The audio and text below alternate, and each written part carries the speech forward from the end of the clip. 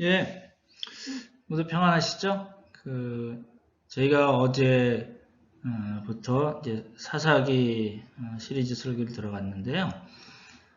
제가 고민이 많습니다. 왜 그러냐면 이제 저희가 퀴즈도 하고 영상 강의도 미리 듣고 그다음에 설교 듣고 또 예배 드리고 그러면 그 다음에 어떻게 할 건가? 이제 한국교회가 약한 부분이 사실 이런 부분인 것 같거든요. 잘 예배도 잘 드리고 말씀도 잘 듣고 성경 공부도 많이 하고 이제 아는 건 많고 나도 한번 그렇게 해봐야 되겠다 이렇게 시작은 됐는데 그 다음 단계가 약한 것 같아요. 삶에 어떻게 적용할 건가. 그래서 저도 고민이 많습니다. 그래서 설교한 내용을 중심으로 큐티를 좀 여러분이 일주일에 한 번만 하시면 좋겠다. 개인적으로 다른 묵상하시는 분들도 있겠지만 우리 교회 전체적으로는 묵상을 일주일에 설교한 내용을 중심으로 묵상을 하고 또 그걸 우리 삶에 또 우리 사역에 적용하면 좋겠다 해서 이제 영상 큐티를 이제 생각했습니다. 근데 구체적으로 어떻게 해야 될지는 저도 잘 모르겠어요. 한 번도 안 해봐서요. 뭐 일반적인 방법으로 이제 이렇게 한 사람이 쭉 이렇게 시간을 15분, 10분, 15분, 20분 이런 식으로 하는 방식도 있겠지만 그거보다는 실제 여러분이 영상 큐티를 통해서 큐티를 하는 거예요. 여러분이 하시는 거를 이 영상 큐티를 통해서 도와드리는 그런 방식이 어떤 건가 이제 고민을 하고 있습니다. 그래서 이제 이번 주 중에 한번 녹화해서 올려드리려고 생각 중이고요.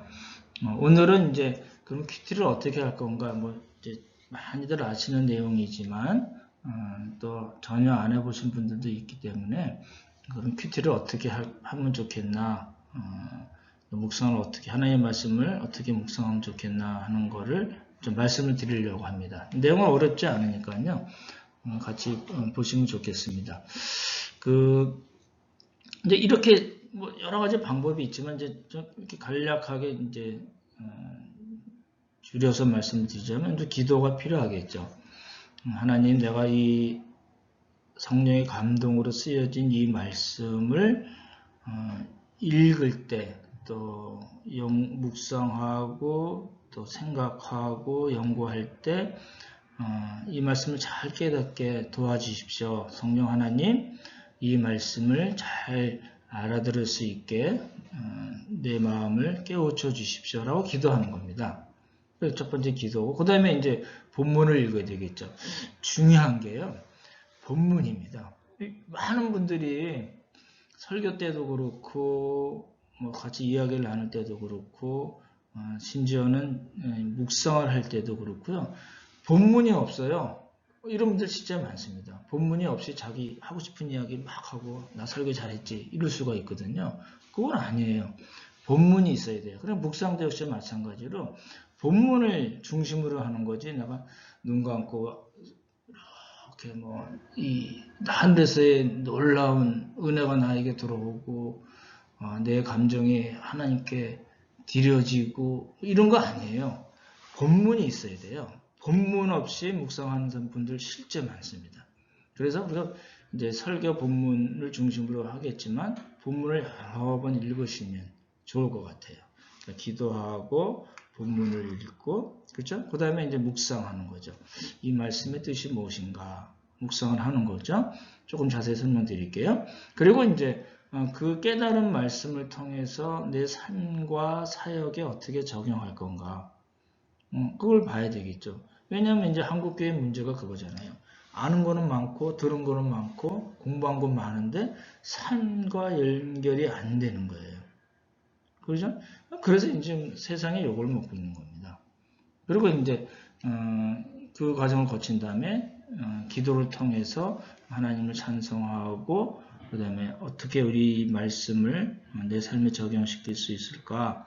하나님 도와주십시오. 라고 기도하는 겁니다. 이게 이제 우리가 흔히 이야기하는 quiet time, 큐티, 묵상, 디보셔널 타임, 여러 가지 표현하지만 그 내용입니다. 그렇게 보시면 좋을 것 같고요. 그러면 이제 구체적으로 묵상을 어떻게 할 건가 말씀드렸던 대로 묵상 전에 성령 하나님, 내가 이 하나님의 말씀을 읽고 묵상하고 연구하려고 하는데 나에게 깨우침을 주십시오. 하나님의 말씀을 가르쳐 주십시오. 라는 기도가 필요한 겁니다. 그러니까 그 묵상 때 중요한 주인공은 누구시냐면 성령님이십니다. 그죠? Holy Spirit이신 성령님께서 내 마음을 깨우쳐 주십시오. 하나님의 말씀을 잘 깨달아 알게 해 주십시오. 내가 지금 묵상하는 이 본문이 중요하다고 말씀드렸는데 이 본문의 뜻이 무엇인지 이 본문을 통해서 하나님께서 나에게 해주고 싶은 말씀이 무엇인지 깨닫게 해달라고 기도가 필요합니다. 그렇죠? 눈 감고 주여 이런다고 말씀이 깨달아지는 것이 아닙니다. 절대 그런 방식으로 하지 마시고요. 본문, 그렇죠? 본문의 말씀이 나에게 뭐라고 말씀하시는가? 그때 그 말씀이 아니라 지금 이 시간 나에게 하시는 말씀이 뭔가? 뭘 통해서요? 본문 말씀을 통해서. 이게 이제 전 너무 중요하다고 생각이 되거든요. 그러니까 묵상 전에 기도를 하실 때 성령님께 의지하십시오. 그리고 지성이라고 써놨는데 이게 많은 분들이 당신 너무 지성적이야 이렇게 얘기하면 당신 별로 믿음이 없고 성령을 별로 의지하지 않아 이렇게 생각하는 거예요. 그러니까 지성과 영성은 서로 반대되는 개념이다 이렇게 생각하는 거예요. 그렇지 않습니다. 그렇죠? 성경에 나온 여러 사도들도 마찬가지고 우리가 알고 있는 많은 신앙의 선배들도 역시 마찬가지고 그 사람이 성령으로 충만했다는 건 뭐예요? 그 사람이 영이 깨어 있을 뿐만 아니라 지성적으로 그렇죠? 이성이 하나님의 말씀에 딱 들어맞게 그렇죠? 그렇게 훈련을 받고 그런 자기의 이성을 충분히 발휘해서 그래서 하나님의 말씀을 봤다는 겁니다. 그러니까 이제 두 가지를 놓치시면 안 되죠. 신령파라고 흔히 얘기하는 성령이요 이런 분들이 있고 또 한 분들은 그거 필요 없이 내가 지금 하나님의 말씀이 뭔지 한번 파헤쳐 볼 거야 이렇게 접근할 수도 있어요. 그렇지 않습니다. 흔히 이야기하듯이 신령파나 지성파 사실 다 이렇게 잘못 나간 겁니다. 그럼 어떻게 해야 돼요? 우리는 균형과 조화를 이루어야죠. 제가 여러 번 그 표현을 썼잖아요. 성령님께서 이미 기록된 성령의 감동으로 기록된 이 본문 말씀을 통해서 나의 마음을 깨우쳐 주시고 하나님의 말씀을 깨닫게 해달라는 기도. 그리고 또 뭐가 필요해요? 네, 우리의 지성을 이렇게 활용해야 되는 겁니다. 언제 어디서 무엇을 어떻게 누가 왜 자꾸 캐물어야 됩니다. 캐물면서 하나님 이 말씀을 깨닫게 해주셔라는 그것이 같이 가고 균형과 조화를 잘 이루어야 됩니다. 그 다음에 우리가 이제 생각해야 될 게 뭐냐면 그 다음에는 우리의 의지를 발휘해서 행하는 것을 생각하셔야 된다는 거죠. 성령님께서 가르쳐 주시고 내 이성을 발휘해서 하나님의 말씀을 깨달으면 뭐합니까? 그렇죠? 이게 내 의지를 발휘해야 돼요. 당연히 성령님께 의지해야 되는 부분이 있지만 내 의지를 발휘해서 행해야 돼요. 행하지 않으면 묵상은 반쪽입니다. 그렇죠? 반쪽 묵상하는 일들이 너무 많아져가지고 한국교회가 너무너무 혼란스러워진 겁니다. 그래서 여러분 꼭 기억하시면 좋겠어요. 묵상하기 전에 기도하되, 그렇죠? 기도하시되 성령님께 의지하고 우리에게 주신 이성을 잘 발휘하는. 그러니까 뭐예요? 자꾸 읽어보고 따져보고 왜 그런가 봐야 되고 본문이 어떻게 구성이 되어 있나도 봐야 되고 그런 과정을 우리가 조금씩 이제 해 나가야 된다는 겁니다. 그 다음에 뭐 어떻게 해야 된다고요? 내 의지를 발휘해서 행해야 됩니다. 그렇죠? 저절로 내가 액션이 나갈 수 있을까요? 그렇지 않습니다. 의지를 발휘하고 행하고 하나님 도와주십시오. 내가 한번 해보겠습니다. 라는 그런 삶의 자세로 우리가 나가야 된다는 겁니다. 꼭 기억해 두시면 좋겠습니다. 이제 그렇게 기도로 준비가 됐으면 이제 본문을 읽는 겁니다. 본문을 읽으셔야지 됩니다. 본문이 너무 중요합니다. 많은 분들이 그러세요.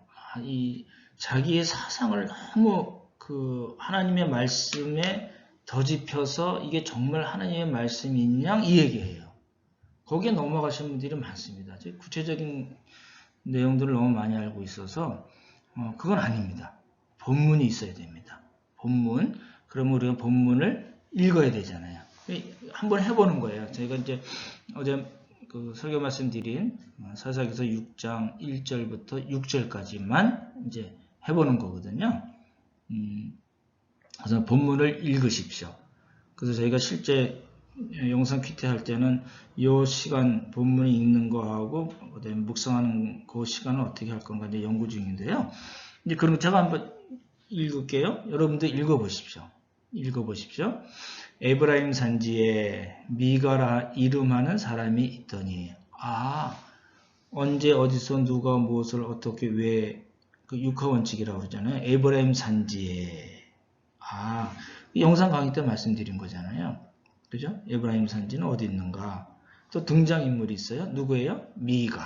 미가라 이름하는 사람이 있더니 그렇구나. 배경이 있고 어떤 미가라는 사람이 주인공으로 등장하나 보다. 이렇게 알 수가 있잖아요. 그 미가가 어떻게 했어요? 그 어머니에게 이르되 또 미가의 어머니가 등장하잖아요. 뭐라고 얘기했냐면 어머니께서 은 1,100을 잃어버리셨으므로 어머니께서 은 1,100을 잃어버리셨대요. 그리고 그 어머니가 어떻게 했어요? 저주하시고 내 귀에도 말씀하셨더니 그리고 뭐라고 얘기해요? 미가가 보소서 그 은이 내게 있나이다. 무슨 얘기예요? 자기가 훔쳤다는 얘기죠. 은 1,100을. 그렇죠? 내가 그것을 가졌나이다 하니. 그러니까 에브라임 산지에 미가라는 사람이 나오고 어머니가 나오는데 그 미가가 무슨 일을 했어요? 어머니 돈을 훔쳤어요. 그렇죠? 은 1,100. 굉장히 큰 돈이라고 말씀드렸잖아요. 그렇게 보시는 거예요. 1절과 2절은 그렇게 되어 있구나. 그렇죠? 그 다음에 이제 그 밑에 보면 그의 어머니가 이르되, 그러니까 미가의 말을 듣고 미가의 어머니가 미가에게 얘기한 거예요. 막 저주하다가 뭐라고 했어요? 여기서는 내 아들이 여호와께 복받기를 원하노라. 내 아들 미가, 내 돈을 훔쳐간 미가 네가 여호와께 복받기를 원한다고 그러고 이제 그 하나님께서 너를 축복해 주시기를 바래라고 이제 얘기한 거잖아요. 그 얘기구나. 그러니까 1절과 2절 내용을 이제 어렵지 않게 알 수가 있잖아요.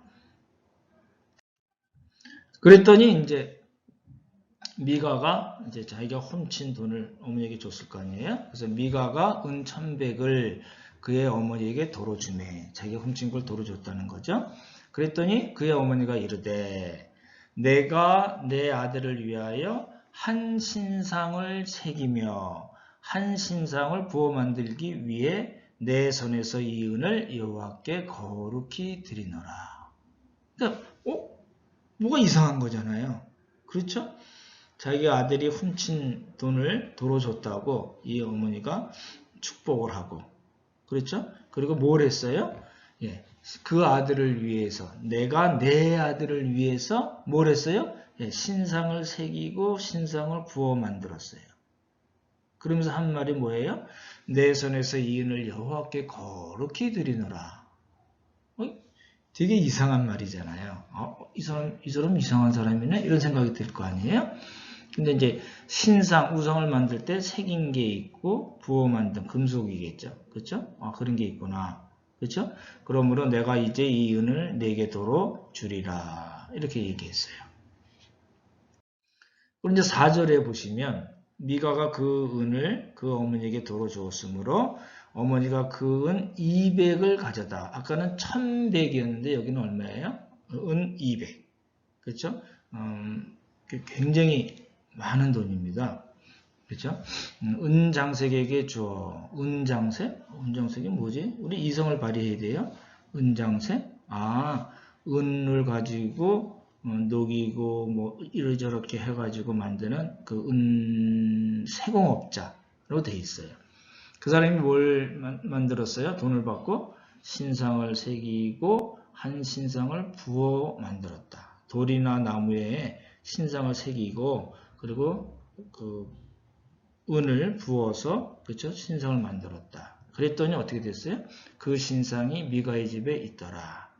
그러니까 등장인물이 미가도 나오고 미가의 어머니도 나오고 그리고 은장색도 나오고 지명으로는 에브라임 산지 이렇게 돼 있잖아요.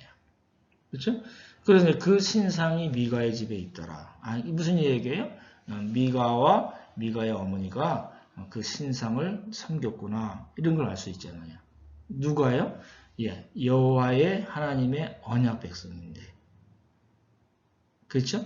완전히 십계명 뭐 없는 거예요. 다 어긴 거예요. 그렇잖아요?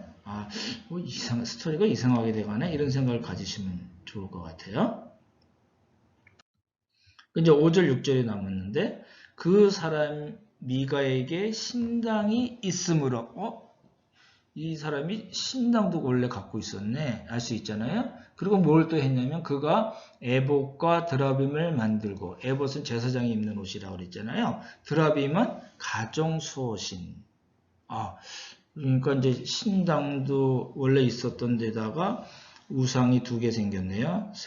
새겨 만든 신상, 부어 만든 신상.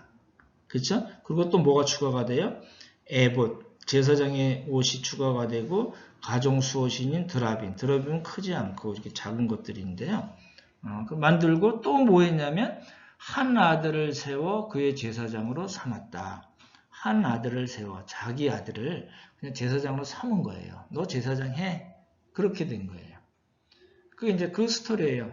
그리고 이제 사사기 저자가 그 1절부터 5절까지의 스토리를 쭉 이야기를 하고 뭐라고 얘기하냐면 그때에는 이스라엘의 왕이 없었으므로 사람마다 자기 소견에 옳은 대로 행하였더라. 그러니까 이 미가와 미가의 어머니, 미가의 아들들이 한 그런 일들은 그거는 지 마음대로 한 겁니다. 왜냐하면 그때에는 이스라엘 사람들에게 왕이 없었습니다. 당연히 이제 사사시대니까 왕이 없었잖아요.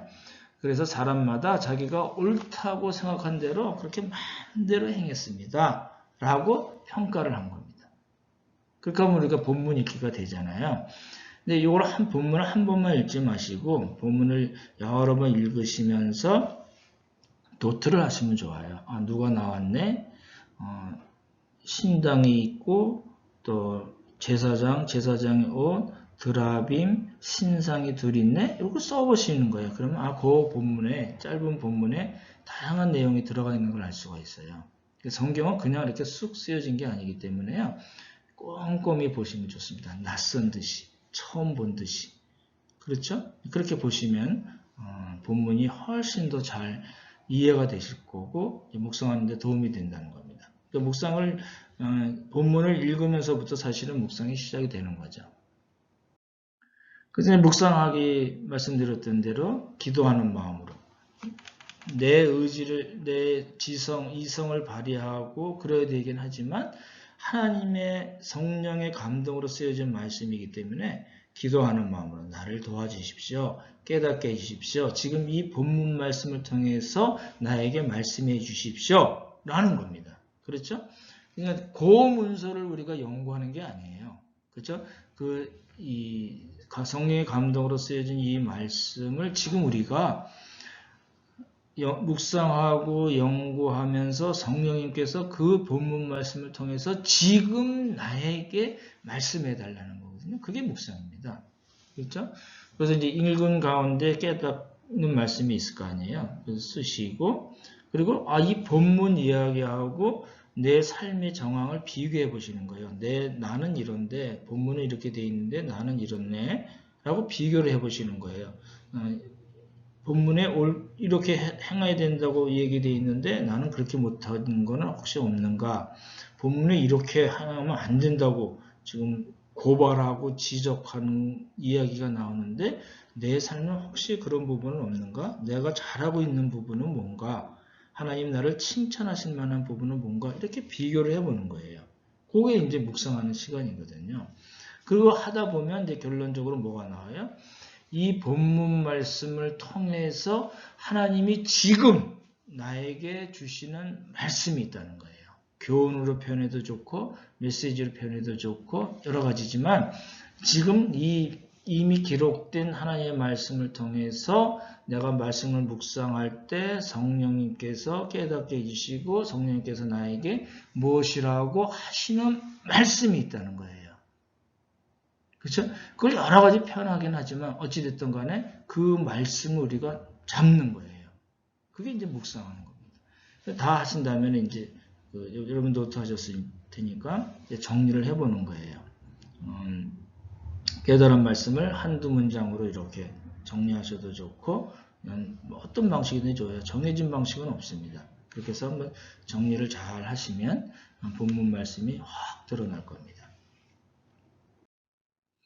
그래서 이제 적용이 중요하다고 말씀드렸잖아요. 지금 한국교회 여러 가지 문제가 많잖아요. 근데 사실은요, 제가 대학생 때부터 들은 이야기예요.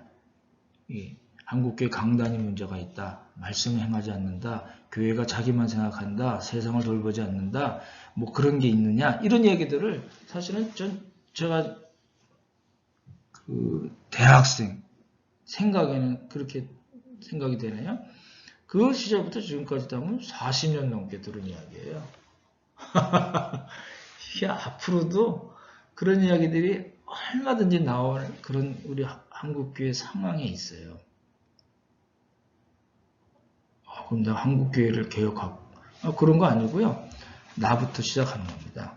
우리 교회부터 시작하고 나부터 시작하고 내 가정부터 시작하자는 겁니다. 그래서 이제 그 적용을 어떻게 할 건가를 생각하는 거예요. 그러니까 깨달은 말씀을 정리하라고 말씀드렸잖아요. 그거를 내 삶과 사역의 영역에서 어떻게 할 건가. 그걸 보는 겁니다.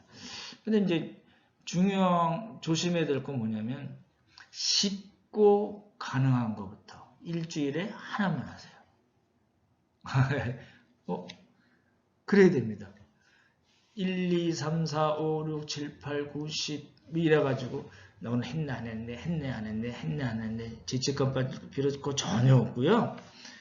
딱 한 가지만 나는 예를 들어서 나는 다른 사람을 이렇게 친절하게 해야 되겠다. 모든 만나는 사람 아니고 그냥 한 사람만 찍어서 예를 들어서 그렇게 해야 되겠다. 그럼 제일 편한 게 뭘까요? 내 남편에게 할까? 우리 아들, 딸들에게 할까? 그죠? 내 옆집 사람에게 할까? 내 직장에 있는 어느 한 사람에게 할까? 그런 거잖아요. 그러니까 아주 쉽고 가능한 것부터. 이제 뭐 커피 한 잔을 뽑아준다든지, 잘 지냈어? 어려운 건 없어? 뭐 이런 거 하는 거예요. 쉽고 가능한 것부터. 제가 여러 번 말씀드리지만 야구 선수가 야구 또 아픔이 있는 야구입니다. 야구 선수가 3할 때면은 높은 타율이라고 그러잖아요. 우리는 처음에 시작할 때는 1할로 시작하는 겁니다. 그죠? 10가지 말씀을 내가 다 해리라. 100가지 말씀을 다 이루리라. 그러면 못해요. 그러니까 아주 쉽고 가능한 것부터. 그렇죠? 적용할 때 조심할 건 뭐예요? 이 좋은 말씀을 네가 해야지. 그게 아니고요. 나부터입니다. 내가. 퍼스널이라고 얘기하잖아요. 그러니까 아주 쉽고 가능한 것을 내가 하는 겁니다.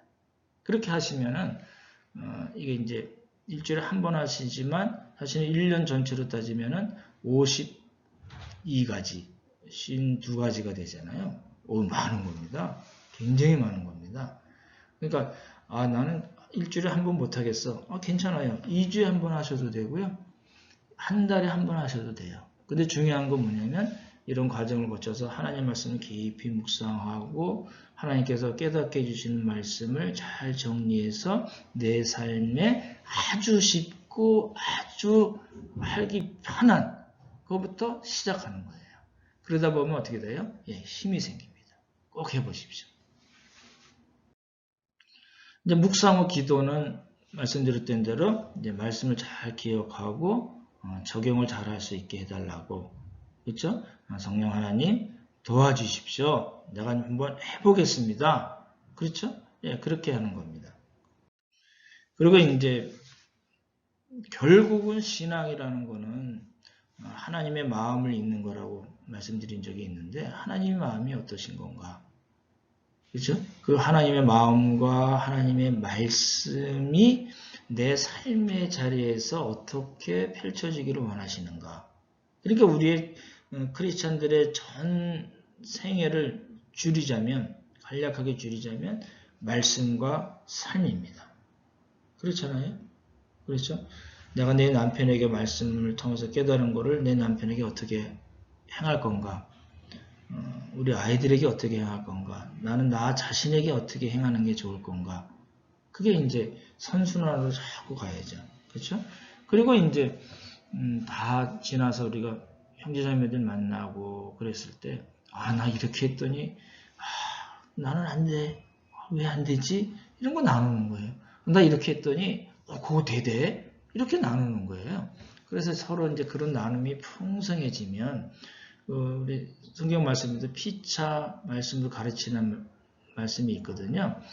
피차 자기의 깨달은 말씀으로 또 행한 말씀으로 형제자매들 서로 돕는 겁니다. 그래서 우리가 나눈다, 쉐어링한다 이렇게 얘기하잖아요. 그렇게 하시면 좋을 것 같습니다. 묵상하는 게 아주 사실은 심플합니다. 그런 과정을 거치고 그리고 우리의 삶을 통해서 해보는 겁니다. 그렇게 해서 여러분의 삶이 점점점 말씀이 더 풍성해지고 하나님 보시기에 기뻐하시는 그런 삶이 되기를 바랍니다. 말씀드렸던 대로 구체적으로 그러면 우리 설교 들었던 말씀을 어떻게 묵상을 할 건가를 한번 이제 만들어서 다시 또 보내드릴게요. 오늘도 좋은 하루 되시고 하나님의 평만이 여러분의 가정에 넘쳐나기를 축복합니다. 샬롬 샬롬.